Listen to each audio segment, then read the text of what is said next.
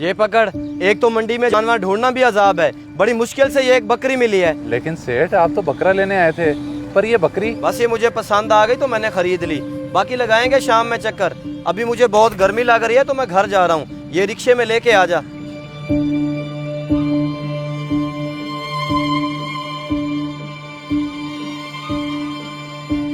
बल्कि पैसे मेरी जेब में तो किराए के पैसे ही नहीं है। सेठ जी, सेठ तो चले गए, अब मैं घर इतनी दूर कैसे जाऊंगा?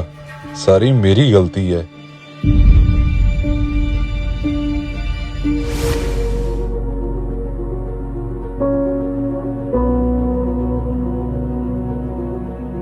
जी भैया, ले आए जानवर? किधर है? हाँ, एक बकरी खरीदी है मंडी से और वो मुलाजिम लेकर आ रहा है पीछे। चले ठीक है, मैं समझा आप ले आए हैं।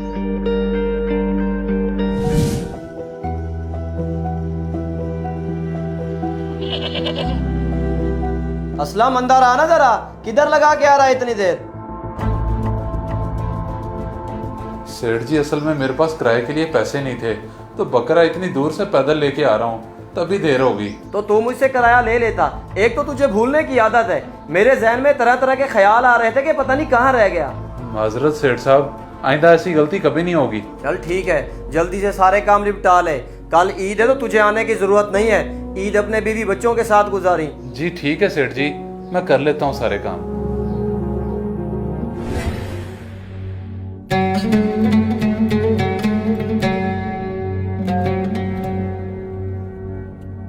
आपने इस बार ईद पे फिर से पुराना सूट पहन लिया है। कहा भी था ईद के लिए तो नया बनवा लें। बेगम, क्या है इस सूट को? अच्छा भला तो है, और वैसे भी बड़ी ईद पे कौन सूटों को देखता है? तुम लोगों के सूट बन गए, मेरे लिए इतना ही काफी है। आप और आपकी बातें हर ईद पे यही सुनती हूँ। अच्छा, बातें हुए, दोपहर के लिए कोई सब्जी लेते आइएगा। सब्जी ईद वाले दिन? बेगम, तुम्हें नहीं पता कि आज के दिन तो हमारे घर इतना गोश्त आ जाना है कि रखने की कोई जगह नहीं होनी। शायद आप भूल रहे हैं, पिछली बार हमारे घर में कहीं से गोश्त नहीं आया, सिर्फ एक घर से आया था, और मुझे नहीं लगता इस बार वहाँ से भी आए, इसलिए आप सब्जी ही लेते आइएगा। नहीं नहीं, तुम बस अल्लाह पे यकीन रखो, इंशाल्लाह कहीं ना कहीं से जरूर गोश्त आ जाएगा।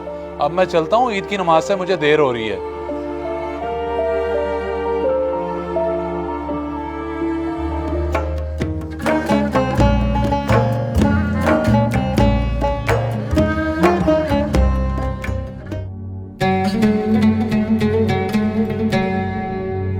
बेगम, मैं पढ़ आया हूँ ईद की नमाज, तुम बताओ कहीं से आया गोश्त? प्याज तो मैंने काट लिए हैं, लेकिन अभी तक कहीं से नहीं आया, और मुझे नहीं लगता कोई दे के भी जाएगा। अच्छा, तुम फिक्र ना करो, मैं मालिक के घर चक्कर लगाता हूँ और कोई काम भी दिखाता हूँ, और आते हुए गोश्त लेता आऊंगा। ठीक है, आप लगाएं चक्कर, लेकिन जल्दी वापस आइएगा, ये ना हो सारा दिन उधर ही गुजार दें। हाँ हाँ, मैं जल्दी वापस आ जाऊंगा, बस तुम प्याज वगैरह काट के रखो।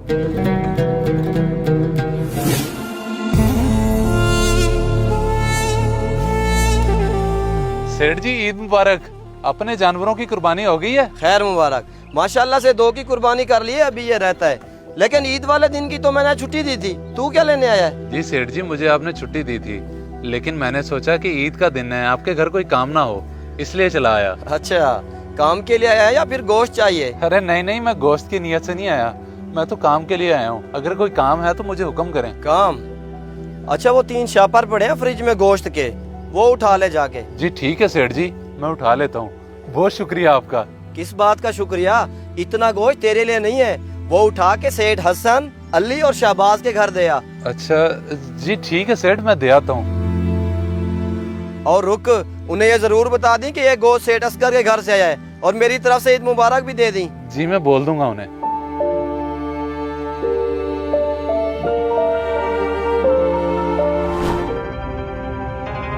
इतना सारा गोश्त असगर ने मेरे घर भेज दिया? जी जी, सबसे ज्यादा गोश्त उन्होंने आपके घर ही भेजा है, और वो तो आपको ईद मुबारक भी बोल रहे थे। खैर मुबारक, लेकिन ये गोश्त मैं नहीं रख सकता, क्योंकि मेरे घर तो पहली 2 कुर्बानियाँ थी।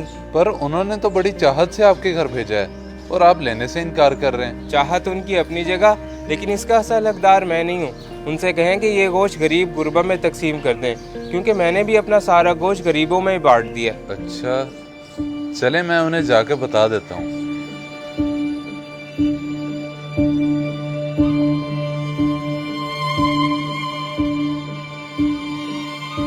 बल्कि 1 मिनट, ये इतना सारा गोश्त है, मैं मालिक को क्यों दे रहा हूँ वापस? क्यों ना अपने घर ले जाऊं। ईद का दिन है, मेरे बच्चे खा लेंगे।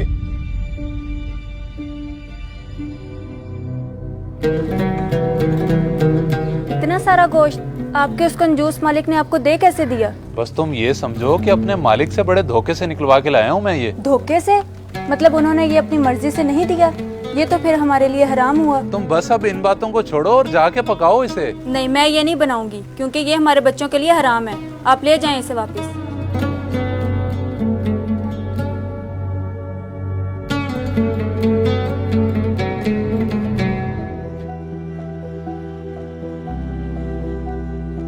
सेठ जी, अली और शहबाज साहब ने तो गोश्त रख लिया है, लेकिन हसन साहब ने गोश्त लेने से इनकार कर दिया है। इनकार कर दिया है? लेकिन क्यों?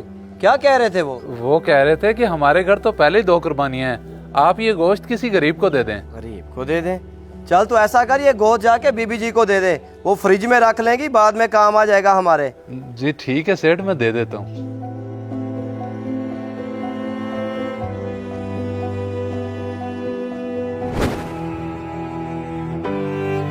देखिए आप इस तरह क्यों बैठे हैं? मैंने तो कहा था आपसे हमारे घर कहीं से गोश्त नहीं आना। सही कह रही थी तुम, बस मैं ही गलत उम्मीद लगा बैठा। एक घर से 4 बोटियां आई हैं और घर में इतने फर्द हैं, अब उन 4 बोटियों का क्या करें? अच्छा मैं करता हूँ बंदोबस्त और लाता हूँ कहीं से सब्जी, बस तुम फिर जरा जल्दी से बच्चों को बना देना।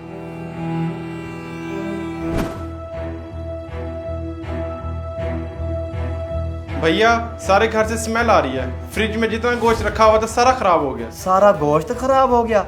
लेकिन वो कैसे? कल से इतनी लोड शेडिंग हो रही है, गोश्त तो खराब होना ही था। अब बताएं इसका करना क्या है? वो तो था भी इतना सारा गोश्त। असलम, जा गोश्त उठा के बाहर फेंका और फ्रिज की अच्छे से सफाई कर दी।